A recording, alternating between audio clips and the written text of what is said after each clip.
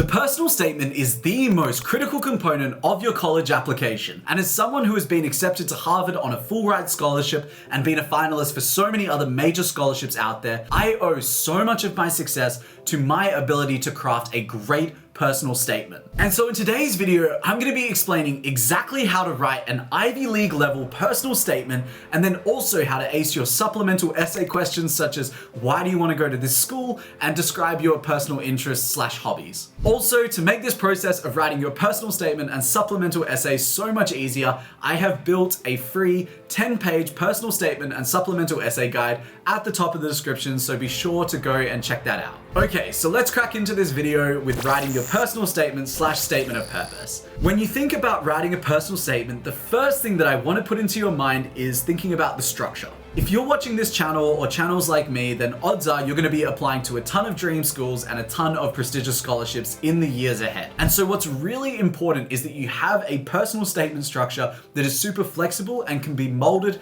depending on the school that you're applying for or the scholarship that you're applying for. From my experience writing over 20 personal statements for my own applications at this point and editing a ton of my students' personal statements and applications, the structure that I have learned that works best for a 1,000-word personal statement is the following. The ideal structure should start with 250 words describing your background and life stories, 150 words on your professional achievements that kind of like highlight your expertise and dedication to a specific field, followed by 100 words describing your kind of professional ambitions and aspirations, then 250 words on why the school's program is critical for you to achieve your goals,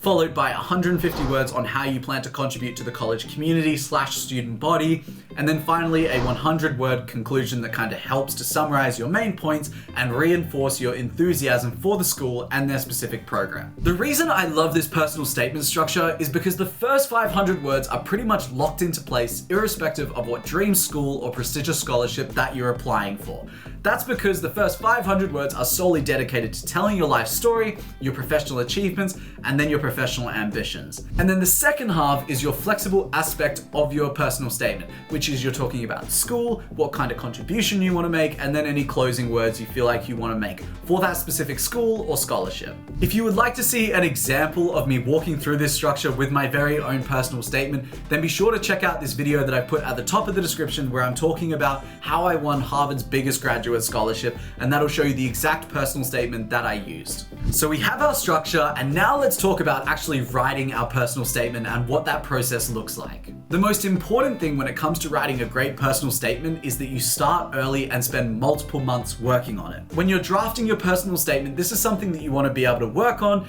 then take a few days break from, and then come back to it with a fresh set of eyes and have new insights and edits that you can make on your personal statement. For instance, for my first personal statement that I ever wrote, which was for the Fulbright Scholarship early 2023, I put around an hour of work in every single day for about 3 months. I can now write my personal statements within like 5 to 10 hours, but at the start you just really have to put in the work to build a narrative and build a personal statement that's really going to help you to excel in these dream schools and prestigious scholarships. So we've got our timeline, and then the next step is to write the first draft of our personal statement. When writing the first draft of your personal statement, I like to apply the Ali Abdaal principle that's called FBR, which stands for write fast, bad, and wrong. In the drafting phase, you just want to be chucking ideas down on paper as fast as you possibly can without any regard to grammar, style, or word choice. You want to write whatever just pops into your head and avoid getting trapped in a prison of perfection where you just never get started because you're so stuck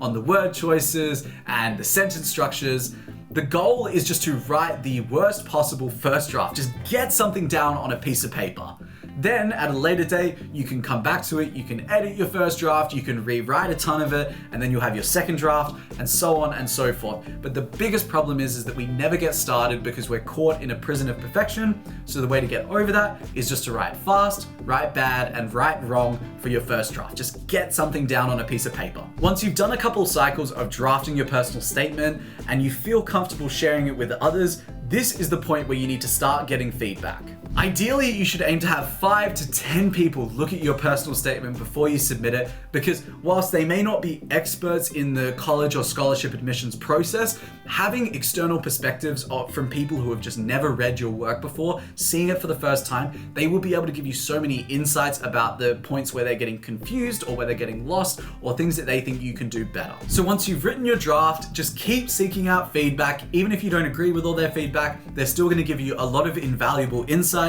Keep editing your personal statement yourself, and then eventually through this kind of like cycle of working over it for multiple months, you're going to get to a personal statement that you're really happy with. And again, if you want to see what my personal statement looks like, just check it out. It's in the description for free. Okay, now let's move on to the supplemental essays. The 3 most common types of supplemental essays are why this school essay, the extracurricular essay, and then why this major/degree essay. For the purposes of time, I'm not going to go through the structure of every single one of these supplemental essays, but you can check that out with detailed descriptions in the 10-page personal statement guide, so please go check that out. Whilst I can't cover all the supplemental essays in this video, one framework that's going to help you no matter the supplemental essay that you're writing is called the Past, Present, and Future Framework,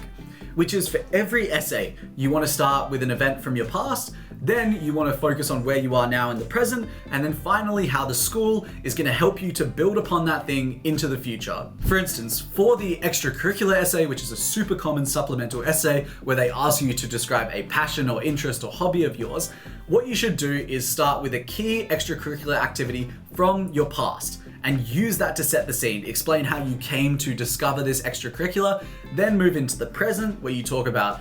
why you love it or what impact or what your role is in that extracurricular, and then finally talk about the future and how the school is going to help you to further explore that hobby, that interest, that extracurricular activity into the future, and why you need to go to this school specifically to explore that extracurricular. As another example, when it comes to the why this degree/why this major essay, start with an example of the past that kind of talks about how you came to love this field of interest, then talk about the present by talking about all the things that you've been able to do so far, and then talk about the future and how the school is going to help you to excel in that major, excel in that degree, and get the most out of that opportunity as possible. And so that's going to do it for this video on personal statements and supplemental essays. Again, check out all the resources in the description because there is so many there. And in the next video, we're going to be talking about how to ace your interview for both the Ivy Leagues and prestigious scholarships. As always, if you want free one-on-one support with me, then be sure to fill out my Google form at the top of the description because I'm picking one new student